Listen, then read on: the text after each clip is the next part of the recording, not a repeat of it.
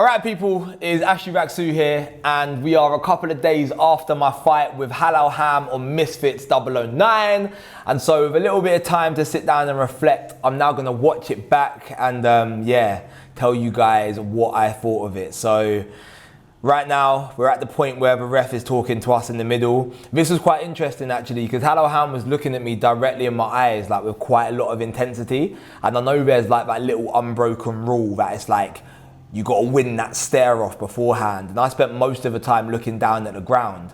I feel like, I don't know, I think because I'm not naturally that aggressive, like, I think I even sometimes find those interactions a little bit awkward. So I didn't even want to look at him for too much. I was just like, when the bell goes, I'm going to do my thing, but I don't want to be in that angry place for too long. Step back. In the event of the boxer going down, the other one goes to a neutral corner. Defend yourself all times, okay?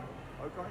Shake hands. Best of luck to both of you. So yeah, even there, I think the last thing I said to him was, God bless you. And actually before the fight, when I was in the changing room, I prayed.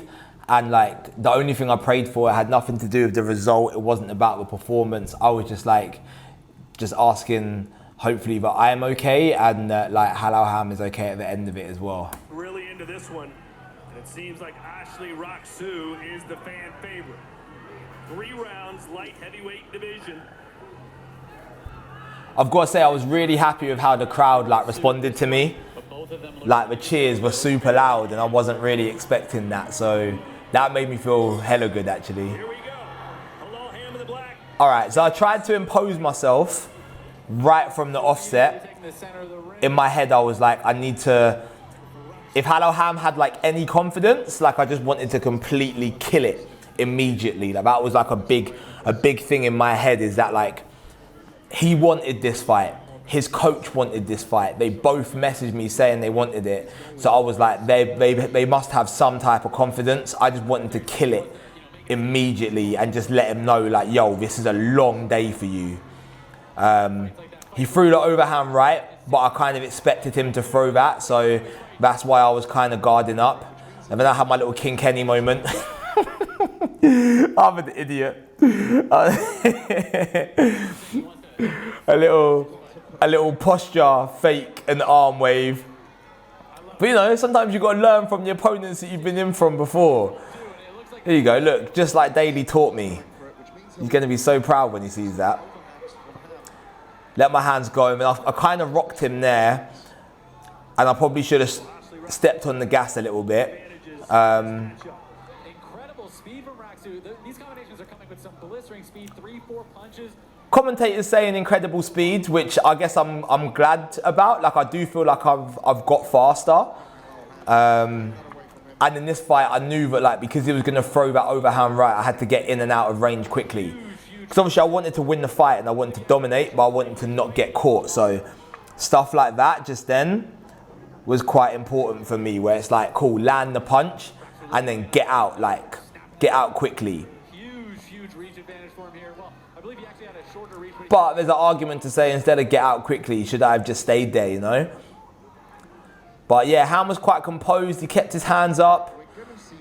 At this point, he was trying to hold the center a bit more, but then I think I rocked him. What did I get him with? And then I just started unloading. I thought, this is my chance. I might be able to get him out of there. But he tucked up and he took it. So yeah, how did this start? So we're circling, we're in the middle. Okay, it was a 1-2, it was a straight right, got through. And then yeah, man, I've ran over to him and I've caught him and he's held up to it. And he's still swinging through it as well. And I think it was a bit rash from me. And then I tried to go back in and the referee's not letting me. Which that like pissed me off, because I feel like that just slowed down all of my momentum. And then it was like, all right, cool, we got to start again. But then from this point, I kind of know that like I'm in control of the fight, and I kind of stopped thinking about defense so much, and my hands just come down. But if you look at Halal Ham, like he's staying in his guard, he's moving his head, he's keeping his hands up. Like he really didn't come out to not try, and I've got a lot of respect for that. Like he really is giving it a go. Like he's staying in his boxing stance. He's not just capitulating. He's slipping. Even then, like he's trying to counter. And to be fair, like I said it at the time, in all seriousness, like, Halal Ham hit me more times than King Kenny did. Backed him up into the corner, let another 3 go, and he kind of wriggles away. And again, the ref is trying to stop me, bro. Like, I get it. The ref is saying, like, I shouldn't push him, but when he's trying to hold on to me, obviously I have to push him off. And I feel like every time that happened, the ref is giving him like an extra 10, 15 seconds to recover. And I rocked him again there. Started to let the hands go, but it's not neat enough from me. And then I backed off. Why stay? I mean, there's probably there's opportunities here that I probably could have emptied the tank a bit more. I tried something here, tried to be flash. It didn't work. I tried, but yeah. So round one was obviously pretty comfortable for me, but it was cool to see that Ham really did come out to fight. Like, he didn't come out to just lie down. And I've got a great amount of respect for that, because there's other people where sometimes you get in the ring and you realize that the other person is faster than you, bigger than you, stronger than you, and you know you got nowhere to go, and you just melt and you don't want to have a fight anymore. And Halal Ham didn't do that. Like, he kept on going, and throughout the whole of that first round, he was trying to move his head, he was trying to keep his guard up, he was trying to do the right things. And he was making it hard for me to get him out of there. I think there's definitely some inexperience on my part as well. Like, I think I definitely could have picked some better shots, could have been more clinical in my work as well. But that's all stuff to learn going forward, I suppose. But round 2 is about to start. Let's see how this went. So we touch at the start of the round again, like, there's a mutual respect there. I came out without my mouth guard. Luke, coach, what happened there, mate? What happened? Where was my mouth guard? Imagine if he just banged me in my jaw and then that was good night. But yeah, Ham started off with a double jab, and I could see at the start of round 2, he was trying to be more aggressive and to hold the middle of the ring. He didn't want to just be on the back foot. So he's trying to stay low and then spring up with that double jab. But I think an interesting thing is I fight really flat-footed, as you can see. But it's not because I've got slow feet. It's actually, I just prefer being flat-footed. So anytime he did try to come forward, like, I can get in and out of range fairly quickly. I'm not saying that I'm a prime Amir Khan or Roy Jones Jr. or anything like that, but I feel like at the Misfits level, my feet are fairly quick. So at this point, I've caught him again, and I'm going for it, and I'm throwing some shots, and I'm starting to stalk him. But are they clean enough? That's the problem. Are they clean? Maybe I should have just done what Gabe Silver did and kind of shelled up to let him throw more so I could counter, like when I snuck in that uppercut just then. But Ham's still throwing, he's still there. You have to respect it. Have to respect it. I tried to go to the body there. I think I should have done that more. Should have definitely tried to target the body, bring the hands down. But like, his shorts are bare high and Ham's quite short. Hold on a second. So I don't know why I do this. I don't know why this is my reaction, but for some reason when somebody hits me clean, it makes me want to shout. Like, it makes me feel alive. So what happens here? So he caught me with a little boop. Cool. So he hit me with the overhand. And then I don't know. I'm an idiot, man. But as you can see, I'm smiling. I feel like him trying to hit me made it feel more fun. It made it feel like a fight. And then yeah, it just made it more fun for me. As you can see, from the moment he hit me, I started moving my feet more. Like, I then moved southpaw, start jabbing more. I start doing a little windmill. Like, it's quite funny. It's literally like my fun started from him hitting me properly. Like, it just kind of woke me up and made me feel good. And now the tongue's coming out and I'm smiling and laughing. Bam, bam, bam, bam, bam. Roll the arm, shoot the backhand uppercut. Like, it's pretty work, to be honest with you. I'm like, watching it back, I'm kind of happy because it means that the stuff that I've been working on in the gym, like I've learned and I've definitely got better at some stuff. Like footwork is better. I'm throwing more of a variety of shots as well. Oh, okay, I think I might have hurt him there. But then look, I'm quite slow to then close the distance. Here, I'm trying to have a look, see if I can set something up. But Ham caught the shot on his gloves. He fires back. I went back in straight lines too much as well, actually. Like, that's way better work. Like, throwing 5-6 jabs on the angle. We need more of that. Jab to the body. I actually think that jab to the body really hurt him. He got tired after that. So then I started opening up again. But just 10 seconds left. Now he's in the corner and I'm like, cool, let me try and get some shots off. But I'm still a little bit cautious. That's a big shot. That's a big shot. Yeah, I think looking at him there, just at the end, like, yeah, that's not great. At that point in time, I think he's hurting. And I kind of know it, and the fight's non-competitive. And it's a bit of it's a weird space to be in, man. Like, I haven't been in a situation before where I've been in like a non-competitive fight where it's just super one-sided and the other person, like, even when they do connect, like, they're just too tired to have any power behind it. But yeah, it was definitely an experience. Luke remembered to put my mouth guard in after this round, thankfully. It's also really interesting. It's so hard to concentrate in the corners. Like, when you've got like the crowd around you and you're in the middle of the fight and your coach is talking to you, it's really like difficult to fully take everything in. It's kind of like you take in, like, for me, I think like 75-80% of it. Like, I need really direct instructions, not too much talking, like too many points, and I'm like, yo, this is a lot right now. But third round,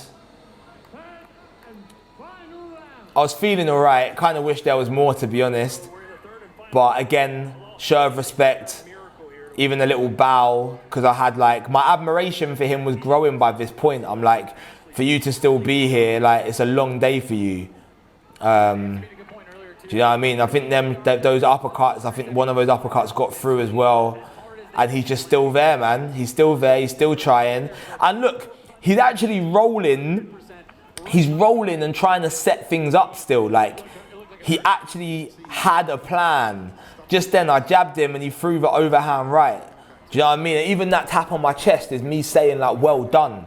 Like, that's me congratulating him. And then it's like, it got to a point where I was feeling like I can just walk forwards and throw.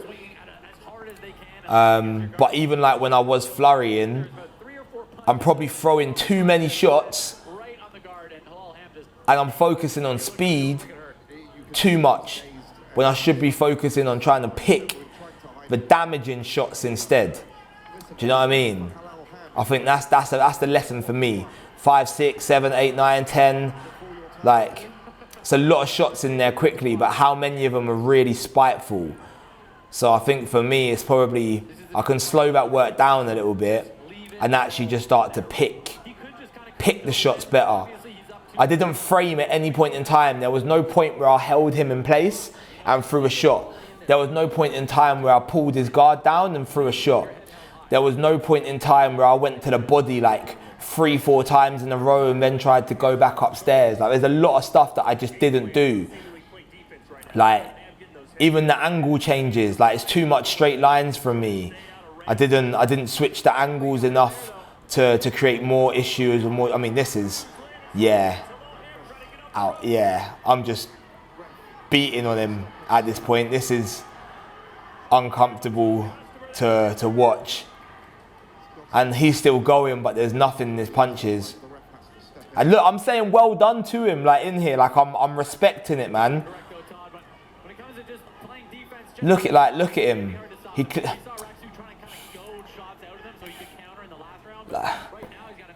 Yeah, this is. Commentary, they're saying just start blasting him. That got through there. Like, he's got nothing left, man. And he told me he felt sick. So Halal Ham said to me in there that he felt sick. And that is why, obviously, he stopped punching, stopped moving, and was just becoming a bit of a punching bag. And I said to him, like, bro, like, just quit. If you're feeling that bad, like, just quit in it. Do you know what I mean? And then I'm saying throw the towel in. Like, I'm literally in this situation. I'm not even looking at Halal Ham. I'm actually looking at his corner, throwing punches, saying throw the towel in. And you can see like how bad the situation was, because I'm literally looking at his corner and Ham is countering me and throwing punches back, and they're just having zero effect whatsoever. So I'm like, this is just silly at this point in time. But then I'm also in the back of my mind, I'm like, yo, Ash, remember, like, your job is to, like, is to stop this dude. So you gotta keep going, you gotta keep throwing. That's what you're here for. Like, people are watching this show to be entertained. Like, they're not watching this show for you to be lazy or for you to show mercy. They're watching it for you to throw punches and let your hands go. So I'm like, all right, bet I'm gonna do that. But it was, I'd be calling out Salt Pappy. Salt Pappy's my favorite person, man. I love that dude. He knows I do. Salt Pappy's my obsession. Do you know what I mean? I need that fight before it's all said and done. But end of the fight, I've got nothing but respect. Like, look, that's me. That's me helping him back to his stall at the end of a fight should tell you a lot about how I felt through it. Like, my respect and my admiration for Halal Ham jumped through the roof, because I know that it was difficult. I know that he was feeling sick. I know that he was unsteady, but he kept on going. Halal Ham's a warrior, and I got so much respect for him, man. And I was concerned for him. So I think you can see that in the ending of this fight, and I wanted to make sure that he was okay, and I hope that he knows that I have that love and respect for him too. My coach and Halal Ham's coach got into a little thing there, and you can see that my coach took the towel off his shoulder and threw it over Halal Ham coach's head, and Halal Ham's coach obviously didn't like that, and actually got in the ring to go and pursue Luke, my coach, because it's a part, to be honest with you. But he was making the right point. It's like, it's look after your fighter. Like, if I was in that situation, I would want my coach to throw the towel in. Like, at the end of the day, if we've signed up to fight as men, or as women, to be fair, and I was making this point to his other coach as well, I'm stressing it. I'm like, yo, like, you lot have got to protect your boy. Because for me, if I've made the decision to go in there and fight against somebody, like, I'm not going to quit.